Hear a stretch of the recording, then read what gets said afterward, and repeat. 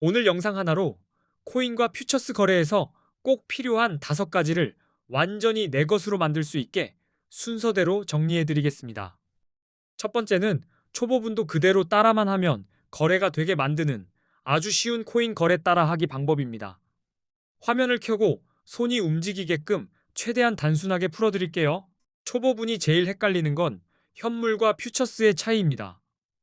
현물은 내 돈만큼 사고 파는 느낌이고 퓨처스는 포지션을 잡고 레버리지까지 얻는 구조라 같은 매수라도 의미가 달라집니다.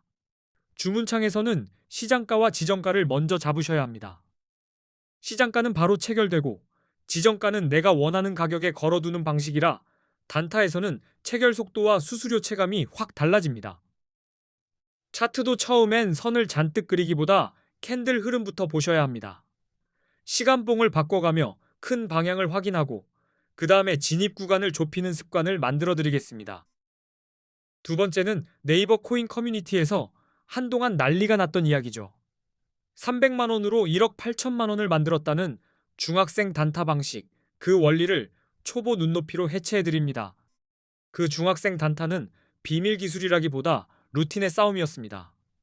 짧게 먹고 짧게 자르고 기회가 아닐 땐 쉬는 것처럼 기본을 극단적으로 지킨 방식이라고 이해하시면 됩니다. 300만 원을 1억 8천만 원으로 불렸다는 포인트도 한 번의 대박이 아니라 작은 승률을 수수료 낮은 환경에서 여러 번 쌓아 올린 구조로 보시면 훨씬 현실적으로 받아들일 수 있습니다. 세 번째는 코인 거래에서 진짜로 돈을 새는 구멍, 거래 수수료를 최대한 할인받는 꿀팁입니다. 이거 하나만 바꿔도 같은 실력인데 결과가 달라집니다. 수수료 할인은 보통 가입 경로, 등급, 그리고 주문 방식에서 갈립니다. 같은 거래를 해도 설정 하나로 비용이 바뀌니 고정 댓글 링크로 최대 할인 조건을 맞춰두는 게 유리합니다. 단타는 마치는 실력보다 새는 비용을 잠그는 습관이 먼저입니다. 수수료를 잠그면 그 다음부터 손익이 내가 낸 실력대로 움직이기 시작합니다. 네 번째는 AI를 활용해서 하루에 50만 원씩 매일 수익을 목표로 설계하는 단타 방법입니다. 감이 아니라 데이터와 루틴으로 접근하는 방식이에요. AI 단타는 AI가 대신 매수 버튼을 눌러준다는 뜻이 아닙니다. 뉴스와 차트 요약을 빠르게 만들고 내가 지킬 체크리스트를 매일 자동으로 뽑아내는 활용법이라고 보시면 됩니다. 예를 들어 오늘 변동성 키워드, 기관 진입 관련 이슈, 규제 뉴스 같은 걸 AI로 압축하면 내가 볼 것만 한 장으로 정리돼서 들어오고 진입 판단 속도가 빨라집니다. 그리고 다섯 번째, 첫 거래를 시작할 때 내 돈 입금 없이 가입 이벤트로 100달러를 받고 그 돈으로 코인 거래를 해보는 방법까지 안내해드리겠습니다. 100달러 이벤트는 공짜 돈이라기보다 연습용 시드라고 생각하시면 마음이 편합니다. 그 돈으로 포지션 크기부터 감을 잡고 레버리지도 체험해 보실 수 있습니다. 참고로 이 영상 고정 댓글에는 수수료 최대 할인 꿀팁 그리고 100달러 받고 가입하는 방법 링크를 깔끔하게 모아뒀습니다. 영상 끝나기 전에 꼭 한번 확인해 주세요. 처음 받는 100달러로 바로 10억을 만드는 건 현실적으로 어렵습니다. 하지만 내 돈을 넣지 않고도 코인 거래를 연습해 볼 수 있고 레버리지로 성공적인 거래를 하면 몇백만 원까지도 노려볼 수 있습니다. 이제 본론으로 왜 코인에 투자해야 하는지 아주 직관적이고 간단하게 그림부터 그려보겠습니다. 복잡한 말 없이 숫자로만 보여드릴게요. 만약 우리가 10년 전에 금, 주식, 코인, 부동산에 똑같이 1,000만 원을 넣어두었다면 그 1,000만 원이 지금은 얼마가 되어 있을까요? 코스피 지수는 10년 전에 비해 약 2.66배 올랐습니다.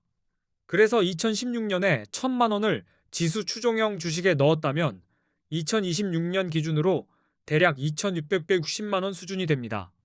2016년에 1,000만 원으로 금을 사뒀다면 약 233.5g을 들고 있었을 거고 2026년 기준으로 그 가치가 약 5,560만 원 정도가 됩니다.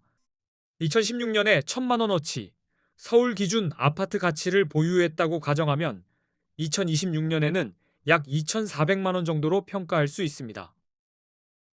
그런데 2016년에 1,000만 원어치 비트코인을 샀다면요. 2026년에는 약 26억 원 이상이 되는 말 그대로 규모가 다른 수익률이 나옵니다. 이 비교만 봐도 코인을 투자 대상으로 고려해야 한다는 사실을 충분히 느끼실 겁니다. 같은 시간, 같은 돈이었는데 결과의 스케일이 다르니까요. 게다가 코인은 오를 때만 돈 버는 구조가 아닙니다. 오를 때는 롱으로 베팅해서 수익을 낼 수 있고 내릴 때는 숏으로 베팅해서 수익을 낼 수 있습니다. 즉, 방향만 맞추면 상승장에서도 하락장에서도 기회를 잡을 수 있다는 뜻입니다. 그래서 단타하시는 분들에겐 코인이 훨씬 입체적인 시장이 됩니다. 그리고 수익이 나도 세금을 내지 않아도 된다는 점까지 생각하면 투자처로 꽤 매력적인 수단이라고 느끼실 수밖에 없습니다. 여기서 코인 거래의 핵심 장치가 하나 더 나옵니다. 바로 레버리지 기능입니다. 국내 거래소에는 없지만 해외 거래소에는 레버리지라는 기능이 있습니다. 예를 들어 50만 원으로 레버리지 10배를 쓰면 5천만 원의 투자금을 운용할 수 있습니다. 자본이 작을수록 이 기능이 체감적으로 크게 느껴질 겁니다. 물론 30억 이상의 투자금을 가진 분이라면 레버리지가 크게 필요 없을 수도 있습니다. 하지만 소액으로 시작하는 분들은 레버리지 없이 큰 수익을 내기가 현실적으로 어렵습니다. 그래서 코인 거래의 첫걸음이자 제일 중요한 건 어떤 거래소를 쓰느냐입니다. 좋은 코인 거래소를 고르는 것부터가 실력이라고 보셔도 됩니다. 실제로 요즘 많은 한국 투자자들이 국내 거래소를 떠나 해외 거래소로 몰리고 있는 상황입니다. 흐름이 그렇게 흘러가고 있어요. 첫 번째 이유는 레버리지입니다. 국내는 레버리지 기능을 막아둔 반면 해외 거래소는 레버리지가 100배까지도 가능합니다. 해외에서는 50만 원이 있으면 5천만 원까지 투자가 가능하니 당연히 사람들 시선이 해외로 쏠릴 수밖에 없습니다. 두 번째 이유는 수수료입니다.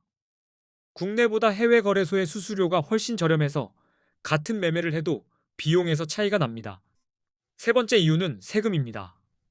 해외 거래소에서는 세금이 없고 국내 거래소에서는 거래 수익에 대한 세금을 내야 하니 이 부분도 선택에 영향을 줍니다. 한국인들이 많이 이용하는 해외 거래소, 그리고 가입 시 100달러 지급 이벤트를 하는 곳 정보는 고정 댓글에 적어뒀습니다. 영상 보시고 꼭 확인해 주세요. 이제 수수료가 왜 치명적인지 숫자로 때려보겠습니다. 대형 거래소들의 거래 수수료가 0.055%라고 해볼게요. 1천만 원으로 단타를 친다고 가정하고 20배 레버리지를 쓴다고 치면 1회 거래 수수료가 22만 원이 됩니다. 한 번 사고 파는 순간 비용이 먼저 나갑니다. 하루에 10번만 거래해도 수수료가 220만 원입니다. 열심히 맞춰도 뒤에서 계속 발목을 잡는 느낌, 이때 처음 체감하실 거예요. 그래서 수수료가 비싸면 절대 이길 수 없는 싸움이 됩니다. 결국 수수료가 저렴한 거래소를 이용해야 실력으로 승부가 가능해집니다. 그럼 이제 4개의 대형 거래소와 A 거래소를 비교해 보겠습니다. 기준은 수수료, 사용 편의성, 한국어 지원, 레버리지 배수, 그리고 원화 입출금 가능 여부, 이 5가지입니다. 먼저 거래 수수료부터요. A 거래소는 0.01%, 바이비트는 0.015%, 비트겟은 0.06%, 바이낸스는 0.04%입니다. 한국어 지원은 A 거래소가 24시간 한국어 상담이 가능하고, 바이비트는 불가능하며, 비트겟도 불가능하고, 바이낸스도 불가능합니다. 레버리지는 A 거래소가 200배, 바이비트는 100배, 비트겟은 125배, 바이낸스는 125배입니다. 같은 타이밍이라도 배수가 다르면 파급력이 달라집니다. 원화 입출금도 중요하죠. A 거래소는 원화 입출금이 가능하지만 바이비트는 불가능하고 비트겟도 불가능하며 바이낸스도 불가능합니다. A 거래소가 어디인지 그리고 100달러 이벤트로 가입하는 방법은 고정 댓글에 정리해 두었습니다. 영상 보셨다면 고정 댓글부터 확인해 주세요. 이제부터는 언제 롱을 잡고 언제 숏을 잡아야 하는지로 넘어가겠습니다. 비트코인 같은 암호화폐는 변동성이 커서 진입 타이밍이 정말 중요합니다. 롱과 숏 개념부터 아주 간단히 잡겠습니다. 롱 포지션은 비트코인 가격이 오를 거라 예상해서 매수하는 겁니다. 쉽게 말해 상승에 베팅하는 행동이죠. 반대로 숏 포지션은 가격이 떨어질 거라 예상할 때 들어갑니다. 하락에 베팅해서 내려갈 때도 수익을 노리는 방식입니다. 그럼 롱은 언제 유리하냐? 신호를 보겠습니다. 차트에서 강한 상승 추세가 보이고 고점을 높여가며 올라가는 흐름이라면 롱 포지션이 유리할 수 있습니다. 기술적 분석에서 50일 이동평균선이 150일 이동평균선을 위로 돌파하면 골든 크로스라고 부릅니다. 보통 강한 상승 신호로 해석됩니다. 거래량도 같이 봐야 합니다.